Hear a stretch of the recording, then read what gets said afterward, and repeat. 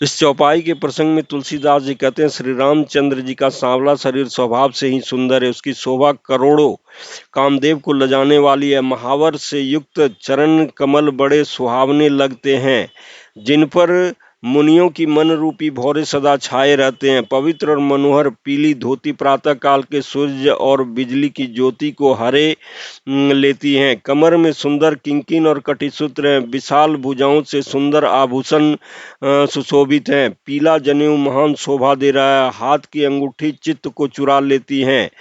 ब्याह के सब साज सजे हुए वे शोभा पा रहे हैं। चौड़ी छाती पर, हृदय पर पहनने के सुंदर आभूषण सुशोभित हैं। पीला दुपट्टा कांखा सोती जनेऊ की तरह शोभित हैं, जिनके दोनों छोरों पर मणि और मोती लगे हुए हैं। कोमल के समान सुंदर नेत्र हैं। कानों में सुंदर कुंडल हैं और मुख तो सारी सुंदरता का खजाना ही है। सुंदर भौहें और मनोहर नासिकाएं, ललाट पर तिलक तो सुंदरता का घर ही है,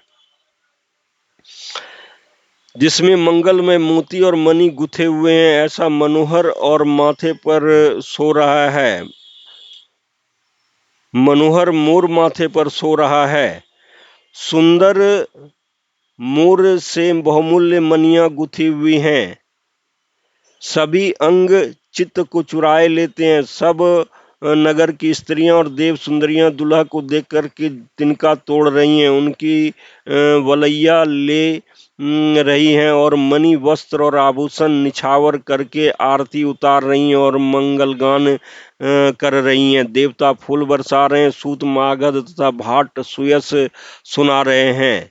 सुहागिन स्त्रियां सुख पाकर के कुंवर और कुमारियों को कोहबर कुल देवता के स्थान ले आई तथा अत्यंत प्रेम से मंगल गीत गा गा करके लौकिक रीति करने लगी। पार्वती जी श्री रामचंद्र जी को लहकोर वर वधु का परस्पर ग्रास देना सिखाती हैं और सरस्वती जी सीता जी को सिखाती हैं। रनिवास हास विलास के आनंद में मग्न है। श्री राम जी और सीता जी को देख देख करके सभी जन का परम फल प्राप्त कर रही हैं। अपने हाथ की मणियों में सुंदर रूप के भंडार श्री रामचंद्र जी के परछाई दिख रही हैं। यह देख करके जानकी जी दर्शन में वियोग होने के भय से बाहु रूपी लता को और दृष्टि को हिलाती डुलाती नहीं है। उस समय के हंसी खेल और विनोद का आनंद और प्रेम कहा नहीं जा सकता, उसे सखियां ही जानती है। तदनंतर वर कन्याओं का सब सुंदर सखियां जनवासे को लिवा चली। उस समय नगर और आकाश में जहाँ मुनियों जहाँ सुनिए वहीं आशीर्वाद की ध्वनि सुनाई दे रही है और महान आनंद छाया हुआ है। सभी ने प्रसन्न मन से कहा कि सुंदर चारों जोड़ियां चिरंजीवी हो। योगीराज सिद्ध मुनीश्वर और देवताओं ने प्रभु श्री रामचंद्र जी को देखकर दुदुम्बी बजाई और हर्षित होकर के फूलों की वर्षा करते हुए तथा जय हो जय हो जय हो कहते हुए वे अपने अपने लोक को चले।